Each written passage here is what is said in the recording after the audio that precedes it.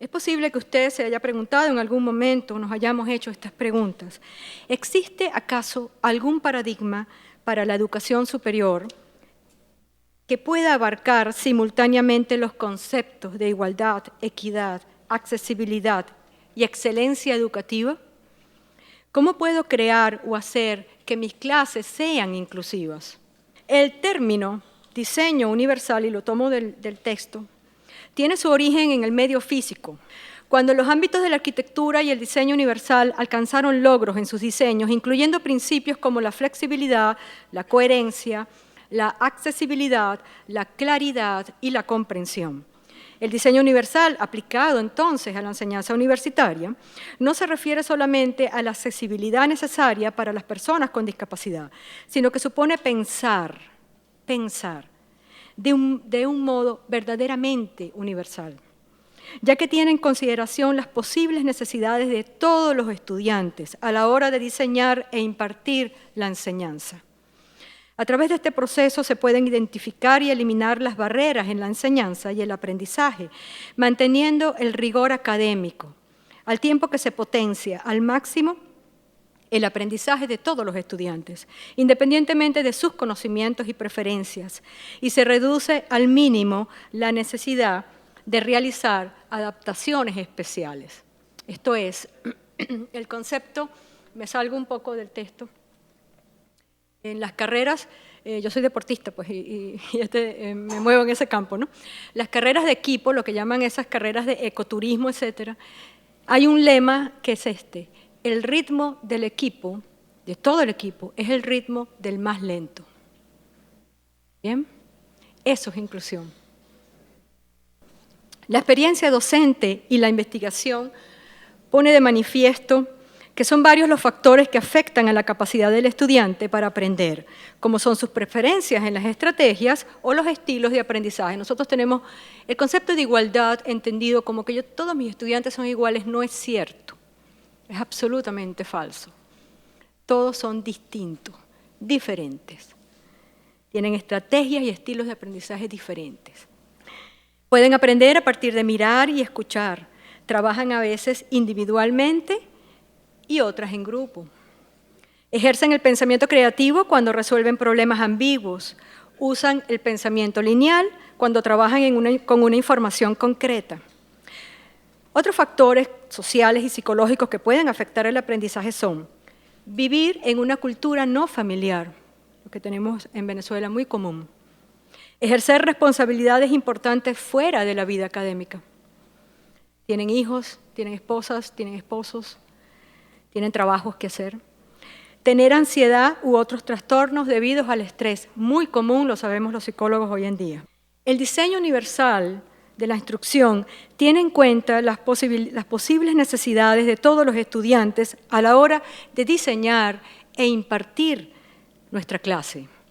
Aunque sería inadecuado, por no decir imposible, diseñar una docencia ajustada a las particularidades de cada estudiante, eso no es lo que plantea el diseño universal de la instrucción. El diseño universal de la instrucción ofrece estrategias que eliminan barreras y ofrece flexibilidad para que todos los alumnos puedan acceder al aprendizaje en la forma que más sentido tenga para cada uno. Bueno, para Castejón Fernández, cuyo trabajo ya mencioné, dentro de la perspectiva educativa, el enfoque inclusivo entiende que hay que modificar las condiciones de la institución para terminar con la exclusión, y esto implica cambiar las culturas, las políticas y las prácticas educativas. Esto no es fácil. Sin embargo, el avance hacia la inclusión es todavía lento y dificultoso. Las instituciones no quieren cambiar. Quieren seguir en la comodidad de lo que consideran suficiente para la mayoría. Y entre la práctica cotidiana del aula y el ideal que se propone con la inclusión, hay un espacio amplio en el que tiene lugar el sufrimiento de los alumnos con discapacidad. Para que una institución sea inclusiva, debe atender estas tres dimensiones que están en esta lámina. Según el trabajo de Castejón, se la describo para las personas con discapacidad visual. Hay tres óvalos. El grande es el de culturas inclusivas. Este incluye uno más pequeño que dice que habla de las políticas inclusivas. Y uno tercero más chico, más pequeño, incluido entre los otros dos, que son las prácticas inclusivas. Entre las prácticas inclusivas y las culturas inclusivas y el óvalo de las políticas inclusivas hay flechas porque todo interactúa. Describamos un poco las dimensiones. La primera dimensión, las culturas inclusivas, son las actitudes, los valores y los hábitos de la comunidad universitaria, en este caso, pero pueden ser los hábitos y las culturas de una empresa, de una escuela de educación media, de cualquier ente. ¿Okay? Aquí se sitúa, dentro de las culturas inclusivas, lo que los docentes piensan, sienten y hacen en la universidad. Y esto se manifiesta en las relaciones que se establecen en esa comunidad de docentes y que podríamos denominar como el clima académico. La segunda dimensión para el desarrollo de la inclusión son las políticas inclusivas. Aquí se trata de asegurar las mejores condiciones para la participación y el aprendizaje de todos de forma coordinada desde los distintos niveles del sistema educativo, a nivel macro y a nivel micro. Es todo el sistema educativo el que adopta una dirección inclusiva. Desde lo nacional, ministerial, promoviendo el marco legal internacional y nacional, dotando a las instituciones de planes de formación permanente, de recursos materiales y personales estables, de reconocimientos hacia las instituciones que hacen mejoras en sus prácticas, de sistemas de control de calidad que defiendan la inclusión como criterio. Desde el nivel de la institución, entonces la institución creando las condiciones organizativas y una cultura que propicia el aprendizaje sin barreras. Y a nivel de aula, el docente con sus prácticas inclusivas, tanto de enseñanza como de evaluación.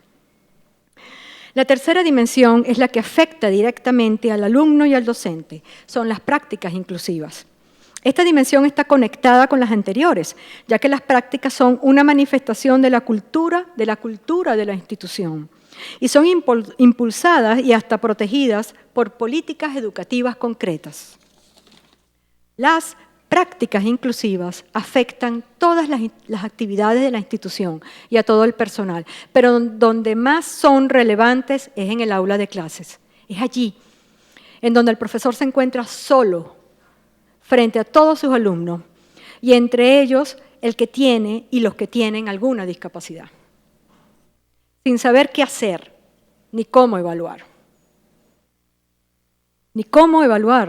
los aprendizajes que está otorgando, que está dando. Desde el enfoque inclusivo, el docente trabaja de forma colaborativa. Los anteriores ponentes hablaron de esto. Dina habló de esto, Henry habló de esto. La colaboración es una premisa básica desde el enfoque inclusivo, es una premisa básica de la inclusión. Los diferentes entes que hacen vida dentro de la universidad, servicios estudiantiles, centros de apoyo, centros de servicios de orientación, centros de estudiantes, comisiones de apoyo al estudiante, centros de apoyo tecnológico, todos deben funcionar de manera conjunta cerca de este docente. Esto se nota clarito cuando se personaliza la inclusión, es decir, el estudiante con discapacidad dice, ve con este profesor porque este profesor es chévere, este profesor sí entiende, este profesor no entiende, este profesor no sabe cómo evaluar, eso no puede ser así. No es personal, no es porque yo soy chévere como profesor y entonces yo soy inclusivo, esto es una política. Esto es, como lo dice ahí, cultura inclusiva, políticas inclusivas y prácticas inclusivas. Pero el docente no puede estar solo. El docente está con sus políticas y con las prácticas y con la cultura. Está con la institución. Y la institución somos todos. Dirigidos hacia eso. Y no como islas que unas flotan y otras se hunden. Las que se hunden son los que no tienen prácticas inclusivas y los que están flotando son los que tienen prácticas inclusivas, entonces todos los estudiantes van hacia esa escuela o hacia ese docente. Con esto en mente, vayamos ahora a los asuntos un poco más específicos. El diseño universal para la instrucción plantea una serie de lineamientos generales para garantizar que las evaluaciones sean coherentes con los objetivos planteados en las asignaturas, sean flexibles en su aplicación y los criterios con los cuales se evalúe la asignación del estudiante estén claros para todos. Y aquí tengo escrito un resumen de los lineamientos, pero como lo voy a leer no hace falta decir los que están en la lámina, ¿bien? Para las personas con discapacidad visual. Algunos ejemplos de estrategias que facilitan esas tres condiciones u objetivos son los que están aquí. Son lineamientos. Interesante conocerlos, por eso puse a la orden este material, porque no es algo nuevo, es algo que ya se ha puesto en práctica exitosamente. Entonces, vayamos a ver y conozcamos lo que hacen otras universidades. Y se nos quita un poco la angustia de la evaluación, que es cierto, pues que trae angustia, ¿no? Entonces, asegúrese que las actividades de evaluación sean coherentes con los objetivos de la asignatura y no un reflejo de la preferencia personal o de la práctica común, lo que es costumbre. Es que yo siempre he hecho esto así, dice el docente, ¿verdad? Yo siempre he evaluado de esta manera. Ofrecer criterios de evaluación detallados para que los estudiantes sepan exactamente qué se espera de ellos. Esto lo vamos a trabajar con más fuerza en el taller.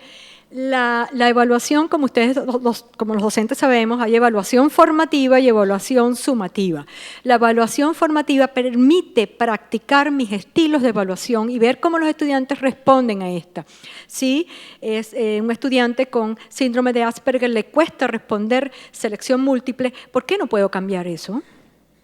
Y entonces todos los estudiantes míos no harán exámenes de selección múltiple. Recuerden, el ritmo del equipo es el del más lento.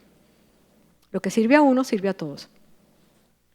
Dar tiempo suficiente a los alumnos para realizar sus actividades y exámenes, para que sus calificaciones reflejen lo que han aprendido y no su capacidad para trabajar de forma rápida.